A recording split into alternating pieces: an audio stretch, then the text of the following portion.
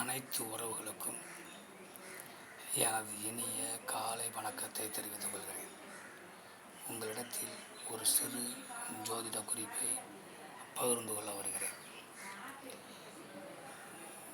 ஒருவர் ஜாதகத்தை கொண்டு வந்து நான் தொழிலிலே திறம்பட செய்து வெற்றி பெறுவேனா பார்த்து சொல்லுங்கள் என சொல்வது உண்டு.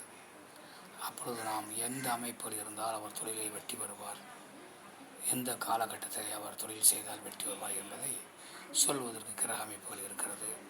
அதை நாம் இப்போது பார்ப்போம். ஒரு ஜாதகத்திலே சனி பகவானும் ராகு பகவானும் சேர்ந்திருந்து அந்த ராகு பகவான் தசா அந்த ஜாதகருக்கு நடந்து கொண்டிருந்தால் அந்த ஜாதகர்கள் துணிந்து தொழிலை செய்யலாம். அந்த காலகட்டத்திலே தொழில் என்பது சிறப்பாக இருக்கும்.